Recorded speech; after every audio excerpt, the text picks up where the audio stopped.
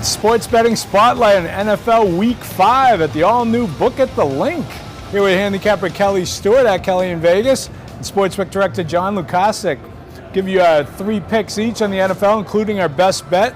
Ladies first. Kelly, you want to lead us off? Yeah, I'm going to start off with the Lions. I don't necessarily love this play, but the Lions have got to get the W here. They have got to take advantage of a very average Packers team. I'm still not sold that Aaron Rodgers is 100%.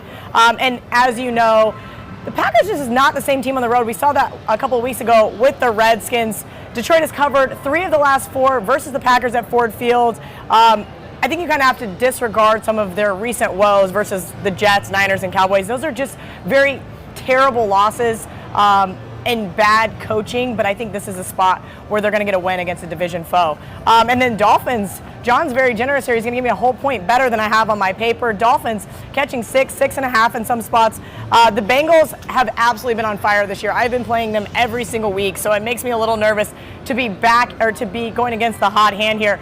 But when the Dolphins got that wake-up call last week versus the Pats, I think that we just saw them kind of going back to what they've always done, lose in Gillette Stadium, as our resident Pats fan knows. But don't give up on them just yet. I think this is going to be a 3-4 point type game. So this is just too many points, especially for the Bengals team that now has no Joe Mixon and no Tyler Eifert. I think this one comes down to a field goal.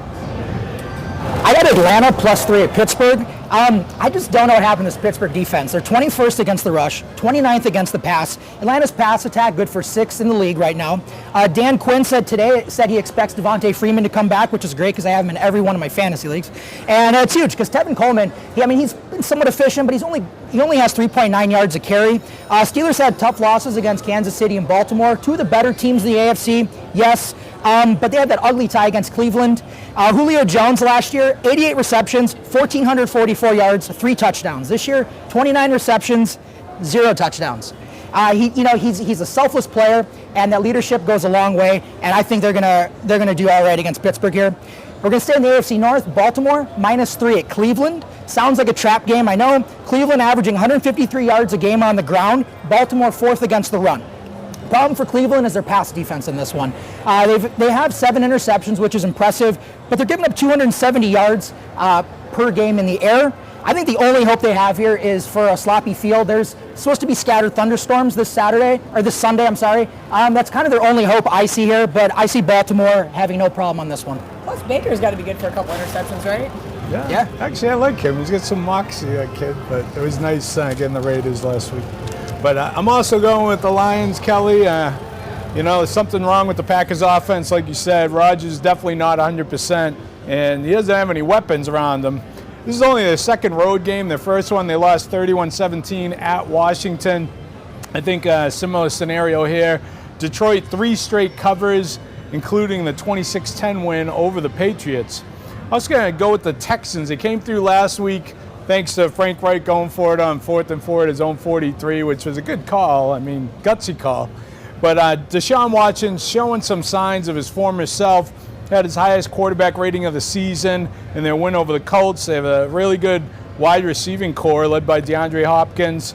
J.J. Watt, 5 sacks in his last 2 games, and the defense still hasn't really come together, but I think they're going to put it together on primetime home game, Sunday Night Football, and still not sold on Dallas, so I'll take Deshaun over Dak at home in primetime.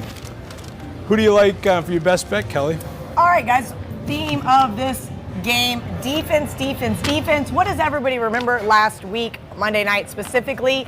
That Pat Mahomes came back in the 4th quarter. He had this monster game. Not really. That defense of Denver is not as good as we thought they were. 17th ranked defense. And also Denver has the worst QBR rated quarterback in the league. So everybody pump the brakes. Jags +3 is by far my favorite game this week.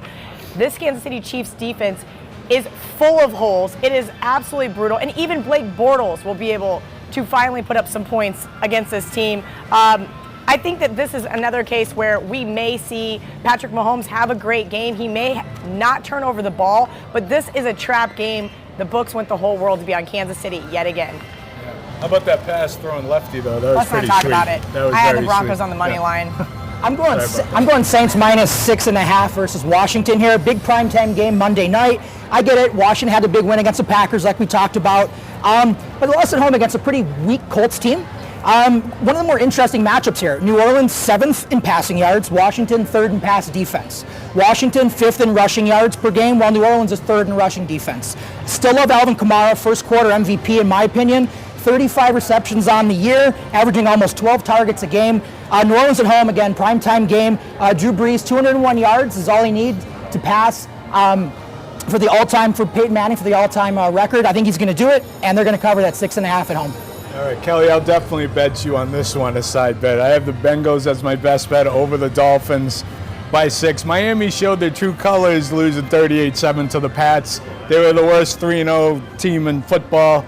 They're banged up. They finished the game missing 7 starters, 2 on the O-line, 2 in the secondary. Cincinnati's offense is clicking this year. I wasn't a fan of them going into the year, but they are really clicking. One of only 5 teams averaging 30 a game. They beat the Ravens, an impressive win. They've covered 4 of their last 5 at home, and the Finns are not going to be able to keep up with the Bengals. That's my best bet, and we'll see who wins that side bet we'll have to come up with next week. That's a spotlight in the NFL Week 5. Good luck.